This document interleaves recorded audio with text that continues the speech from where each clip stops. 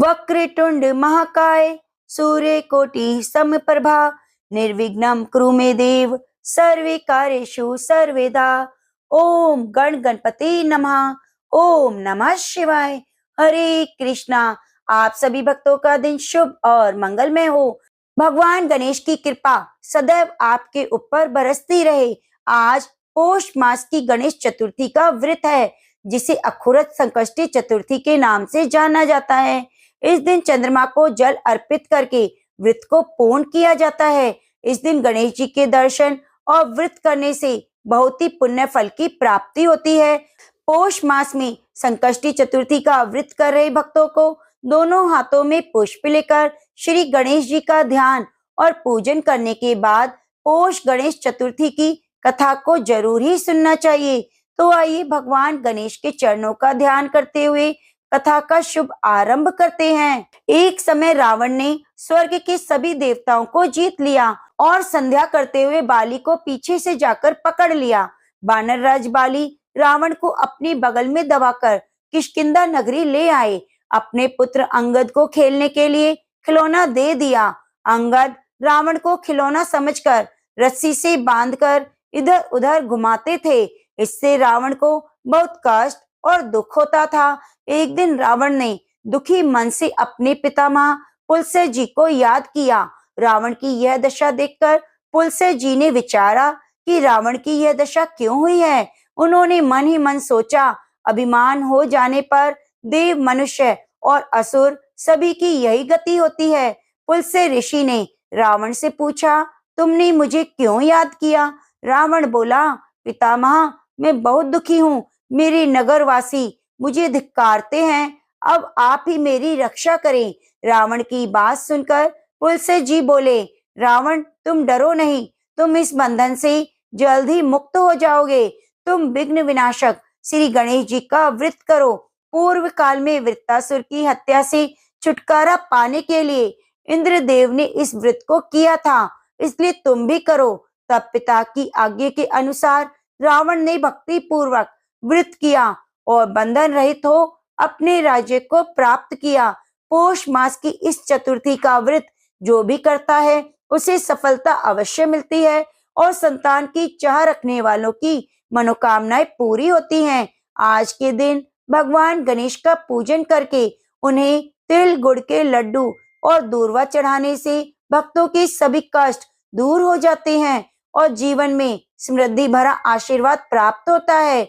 अखुरत चौथ व्रत रखने से जीवन में निरंतर समृद्धि आने लगती है। इस दिन भगवान गणेश के मंत्रों का उच्चारण जरूर करना चाहिए और गणेश चालीसा को भी सुनना चाहिए। तो आज मैं आपको सुनाऊंगी कथा के अंत में गणेश चालीसा का पाठ।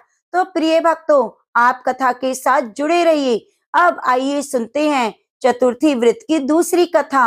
एक बार भगवान शिव और माता पार्वती नर्मदा नदी के किनारे बैठे थे। वह माता पार्वती ने भगवान शिव से समय व्यतीत करने के लिए चौपड़ खेलने को कहा। शिव चौपड़ खेलने को तैयार हो गए, परंतु इस खेल में हार जीत का फैसला कौन करेगा, यह प्रश्न उनके सामने उठा। तो भगवान शिव ने कुछ तिनके एकत्रित कर उनका एक पुतला बनाकर उनकी प्राण प्रतिष्ठा कर दी और पुतले से कहा, बेटा, हम चौपड़ खेलना चाहते हैं, परंतु हमारी हार जीत का फैसला करने वाला कोई नहीं, इसलिए तुम बताना कि हम दोनों में से कौन जीता और कौन हारा। उसके बाद भगवान शिव और माता पार्वती का चौपड़ खेलना शुरू हो गया। यह खेल 3 बार खेला गया और संयोग से तीनों बार माता पार्वती की जीत हुई। खेल समाप्त होने के बाद बालक से हार जीत का फैसला करने को कहा गया, तो उस बालक ने महादेव को विजयी बताया। यह सुनकर माता पार्वती क्रोधित हो गई और क्रोध में उन्होंने बालक को लंगड़ा होने, कीचड़ में पड़े रहने का श्राप दे दिया। बालक ने माता पार्वती से माफी मांगी और कहा कि यह मुझे अज्ञानतावश ऐसा हुआ, मैंने किसी द्वेष भाव से ऐसा नहीं किया। बालक द्वारा क्षमा मांगने पर माता ने कहा, यहाँ गणेश पूजन के लिए नाग कन्याएं आएंगी, उनके कहे अनुसार तुम गणेश व्रत करो, ऐसा करने से तुम मुझे प्राप्त करोगे। यह कहकर माता पार्वती शिव जी के साथ कैलाश पर चली गई। 1 वर्ष बाद उस स्थान पर नाग कन्याएं आईं। तब नाग कन्याओं से श्री गणेश के व्रत की विधि मालूम करने पर उस बालक ने 21 दिन लगातार गणेश जी का व्रत किया। उनकी श्रद्धा से गणेश जी प्रसन्न हुए और बालक को मनवांछित फल मांगने को कहा। उस पर बालक ने कहा, हे विनायक, मुझ में इतनी शक्ति दीजिए कि मैं अपने पैरों से चलकर अपने माता पिता के साथ कैलाश पर्वत पर पहुंच सकूं।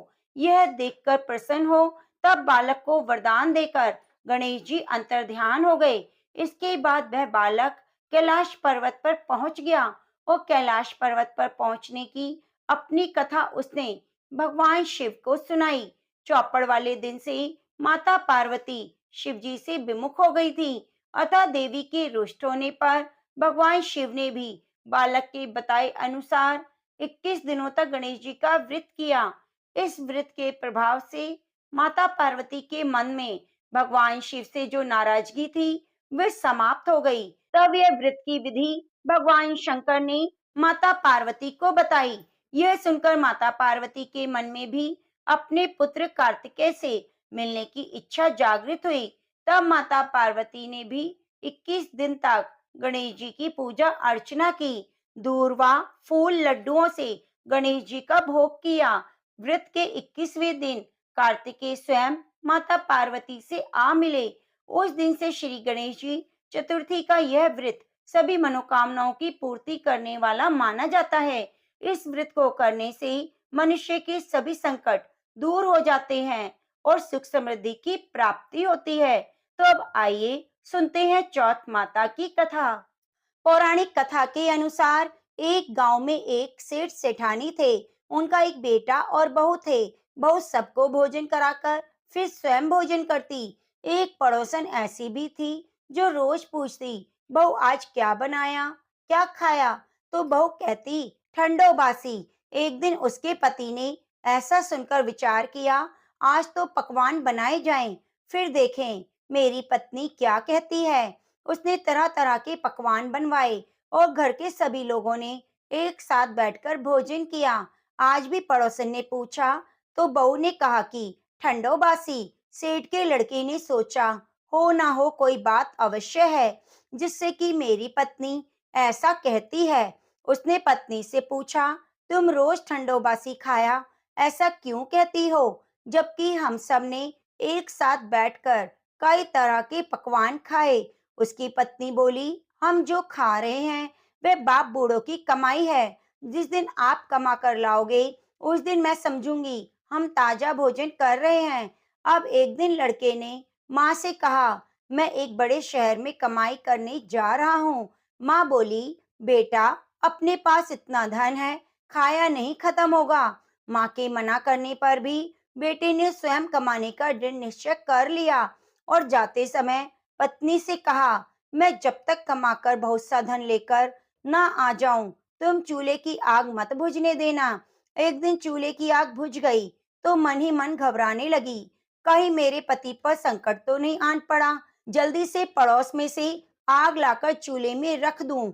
ऐसा विचार करके पत्नी पड़ोस में गई। वहां पड़ोसन चौथ माता का व्रत और पूजन कर रही थी। पड़ोसन ने कहा, थोड़ी देर में आकर ले जाना।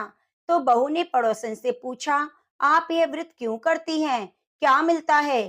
पड़ोसन ने कहा, चौथ माता के इस व्रत को करने से अन्न धन लक्ष्मी मिलती है और मनोकामनाएं पूरी होती हैं। अब बहू भी चौथ माता का व्रत करने लगी। दीवार पर उसने चौथ माता का चित्र बनाया। उस दिन घी और गुड़ का चूरमा बनाकर रात्रि को चंद्रमा को अर्घ देकर भोजन किया। ऐसा करते करते बहुत दिन हो गए। चौथ माता ने उस बहू के पति को सपना दिया कि साहूकार का बेटा तू जागे है या सोवे है, तेरी पत्नी तुझे याद कर रही है, घर जाकर उसकी चिंता मिटा दे। तू दुकान खोलकर कंकु केशर का पगलिया बनाकर बैठ जाना, आज तेरा हिसाब किताब चुकता हो जाएगा। अब तो चौथ माता ने जैसा कहा वैसा ही हुआ। उसने घर जाने की तैयारी की और गाड़ी भर के धन दौलत लेकर चल दिया। रास्ते में एक बड़ा सा काला नाग फन फैलाए बैठा था। वह कहने लगा, आज तो मैं तुझे डसूंगा, छोड़ूंगा नहीं। आज तेरी आयु पूरी हो गई, सेठ के लड़के ने कहा, आज चौथ माता ने मुझे सपना दिया, तो मैं पत्नी से मिलने घर जा रहा हूँ। वह मेरी पत्नी बहुत चिंता कर रही है। मैं उससे मिलकर जरूर आऊंगा, तब तुम मुझे डस लेना। नाग ने कहा, तुम शपथ पूर्वक कहकर जाओ तो मैं तुम्हें जाने दूंगा, परंतु लौटकर नहीं आए तो मैं तुम्हारे घर में आ जाऊंगा और तुम्हें डस लूंगा। इस प्रकार सांप को वचन देकर वह घर पहुंचा। वहां सभी से हंसी खुशी से मिला और भोजन करके उदास होकर बैठ गया। उसकी पत्नी ने उदास होने का कारण पूछा तो पति ने काले नाग वाली सभी बातें बता दी।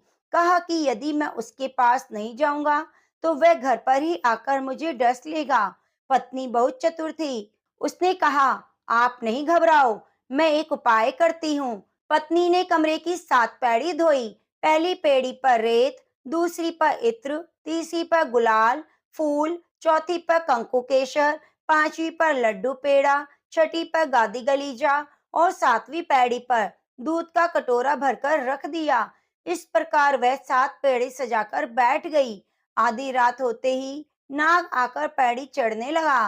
पहली पैड़ी पर रेत में लौट गया और कहने लगा, सेठ की बहू ने बहुत आराम दिया, पर बचनों से बंधकर आया हूँ तो डसूंगा अवश्य।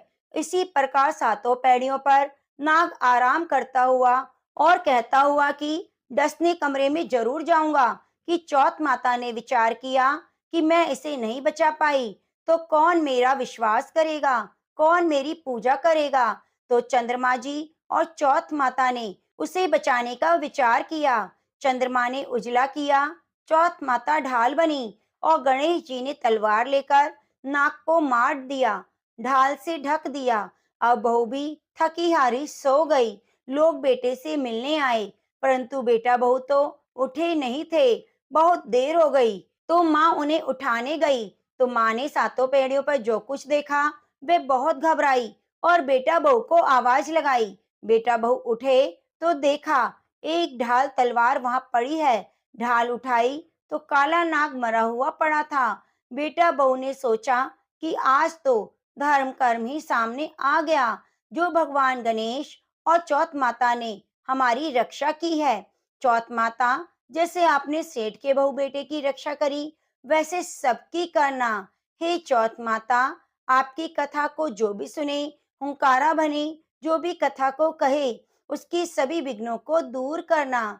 तो प्रेम से बोलो, चौथ माता की जय।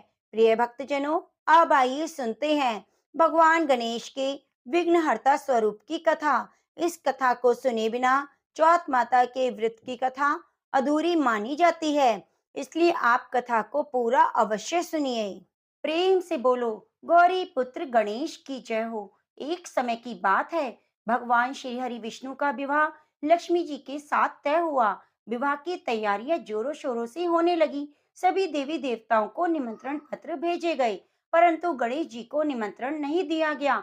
इस तरह निमंत्रण पत्र देते वह शादी की तैयारियां करते करते शादी वाला दिन आ गया। बारात जाने का समय हो गया। सभी देवता अपनी पत्नियों के साथ विवाह में उपस्थित हुए, तो उन सब ने देखा कि गणेश जी कहीं पर दिखाई नहीं दे रहे। तो वे सारे के सारे आपस में चर्चा करने लगे, क्या बात है, गणेश जी को न्योता नहीं दिया गया या फिर गणेश जी आए ही नहीं। सभी को यह जानकर बड़ी हैरानी हो रही थी। तभी सभी ने विचार किया, चलो विष्णु जी के पास चलते हैं और उन्हीं से पूछते हैं। तो विष्णु जी के पास जाकर उन्होंने कहा, हम आपसे एक बात पूछना चाहते हैं कि आपने गणेश जी को बुलाया या नहीं। फिर वे अपनी इच्छा से आए ही नहीं।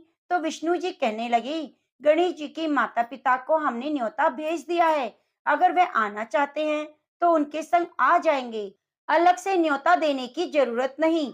दूसरी बात यह है कि उनको 1.25 मन मूंग, 1.25 मन चावल, 1.25 मन घी, 1.25 मन लड्डू का भोजन दिन भर चाहिए। अगर हम उन्हें बारात में लेकर जाएं तो उन्हें इस तरह खाता देखकर सारे लोग हम पर हंसेंगे। दूसरे के घर जाकर इतना सारा खाना पीना अच्छा भी नहीं लगता।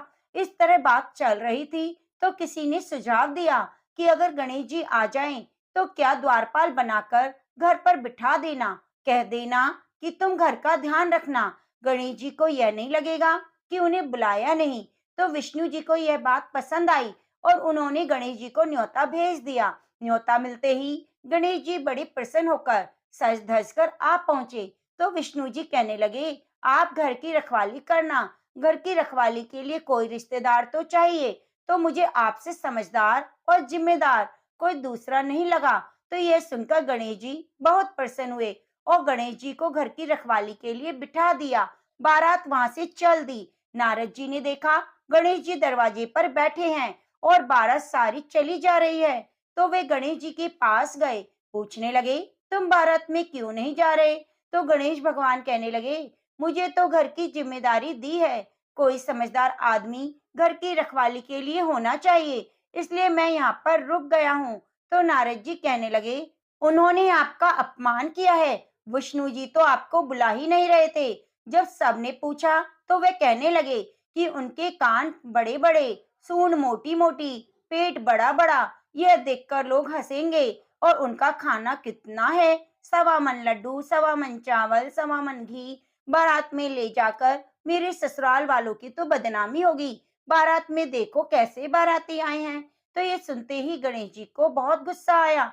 नारद जी कहने लगे, अब आप ही बताओ मैं क्या करूं? नारद जी ने कहा, आप ऐसा करो कि आपकी मूषक सेना को आगे भेज दो, उनसे कहना आगे जाकर सारा रास्ता खोद डाले, जिससे उनके वाहन धरती में धंस जाएंगे। इस तरह से परेशान होंगे तो वे आपको सम्मान पूर्वक बुलाएंगे, क्योंकि विष्णु जी भूल गए हैं कि आप सर्वप्रथम पूजनीय हैं। तो गणेश जी ने नारद जी के कहते ही अपनी मूषक सेना को जल्दी से आगे भेज दिया और कहा कि सारी जमीन को खोद कर देना।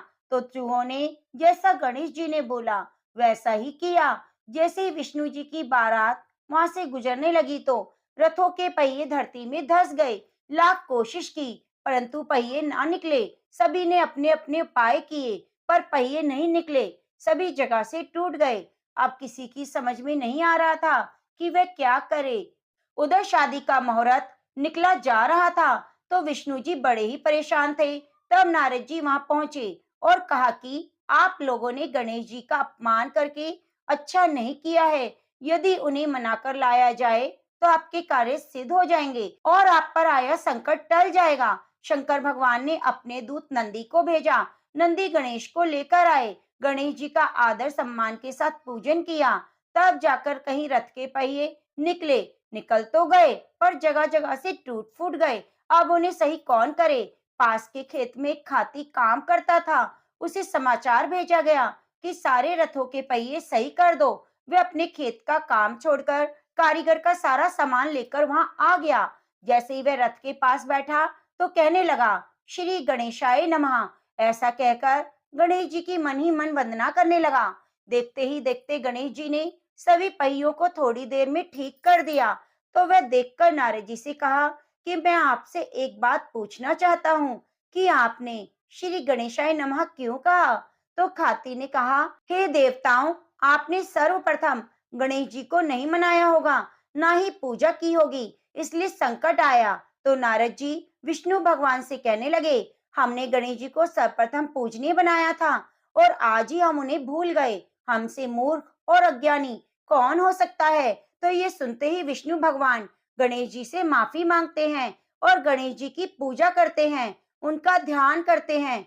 फिर सारे मिलकर गणेश जी का जयकारा लगाते हैं। यह सब देखकर गणेश जी बहुत प्रसन्न होते हैं और नारद जी भी गणेश जी की ओर देखकर मंद मंद मुस्कुराने लगते हैं। बारात वहां से चल पड़ी। भगवान विष्णु और लक्ष्मी का विवाह धूमधाम से संपन्न हुआ। वे सकुशल घर लौट आए। इसलिए कोई भी व्रत, पूजा पाठ हो, गणेश भगवान को जरूर याद करना चाहिए। ज्यादा समय नहीं तो एक छोटी सी कहानी सुनकर भी शुभ आरंभ कर सकते हैं।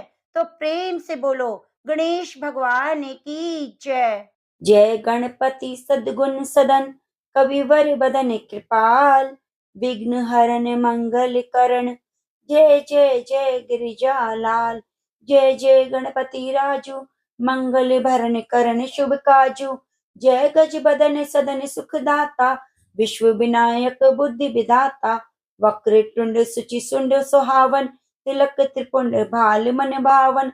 राजित मणि मुक्तन उर्माला, स्वर्ण मुकुट सिर नयन विशाला, पुस्तक पाणि कुठार त्रिशूलम, मोदक भोग सुगंधित फूलम, सुंदर पीतांबर तन साजित, चरण पादुका मुनि मन राजित, धनी शिव सुवन षडानन भ्राता, गौरी ललन विश्व विधाता, रिद्धि सिद्धि तव चमर डुलावे, मूषक वाहन सोहत द्वारे, कहो जन्म शुभ कथा तुम्हारी, अति सुचि पावन मंगलकारी, एक समय गिरिराज कुमारी, पुत्र हेतु तब कीना भारी, भयो यज्ञ तब पूर्ण अनुपा, तब पहुँचो तुम धरि द्विज रूपा, अतिथि जानी के गौरी सुखारी, बहुविधि सेवा करे तुम्हारी, अति प्रसन्न है तुम वर दीना, मातु पुत्र हित जो तप कीना, मिलहि पुत्र तु ही विद्या विशाला, बिना गर्भ धारण यही काला, गणनायक गुण ज्ञान निधाना, पूजित प्रथम रूप भगवाना, अस कही अंतर ध्यान रूप है, पलना पर बालक स्वरूप है, बनी शिशु रुदन जमहि तुम ठाना, लखी मुख सुख नहीं कौरि समाना, सकल मगन सुख मंगल गावै, नपते सुरन सुमन वर्षावै, शंभु उमा बहुदान लुटावै, सुर मुनि जन सुत देखन आवै, लखी अति आनंद मंगल साजा, देखन भी आए शनि राजा, निज अवगुण गुनी शनि मन माही, बालक देखन चाहत नाही, गिरिजा कछु मन भेद बढ़ायो, उत्सव मोर न शनि तुहि भायो, कहने लगे शनि मन सकुचाई, का करियो शिशु मोहि दिखाई, नहीं विश्वास उमा कर भयो, शनि सो बालक देखन कहयो, पड़तहि शनि दृग कोण प्रकाशा, बालक सिर उड़ी गयो आकाशा, गिरिजा गिरि विकल है धरणी, सो दुख दशा गयो नहीं बरनी, हाहाकार मचो कैलाशा, शनि कीनो लखी सुत को नाशा, तुरत गरुड़ चढ़ी विष्णु सिधाई, काटी चक्र सो गज सिर लाए, बालक के धड़ ऊपर धार्यो, प्राण मंत्र पढ़ शंकर डार्यो, नाम गणेश शंभु तब कीने, प्रथम पूज्य बुद्धि निधि दीने, बुद्धि परीक्षा जब शिव कीना, पृथ्वी की प्रदक्षा लीना, चढ़े सड़ानन भर में भुलाई, रची बैठे तुम बुद्धि उपाई, चरण मातु पितु के धर लीने, तिनके साथ प्रदक्षिण कीने, धनी गणेश के ही शिव ये हर्षे, नपते सुरन सुमन बहु वर्षे, तुमरी महिमा बुद्धि बढ़ाई, शेष सहस मुख सके ना गाई, मैं मतिहीन मलिन दुखारी, करूं कौन विधि विनय तुम्हारी, भजते राम सुंदर प्रभुदाशा, लग प्रयाग ककरा दुर्वाशा, अब प्रभु दया दीन पर कीजे, अपनी शक्ति भक्ति कुछ दीजे, यह गणेश चालीसा का पाठ करे ध्यान, नित्य नव मंगल ग्रह वशे, लहे जगत सन्मान, संवत अपन सहस्त्र दश, ऋषि पंचमी दिनेश, पूरन 40 भय, मंगल मूर्ति गणेश।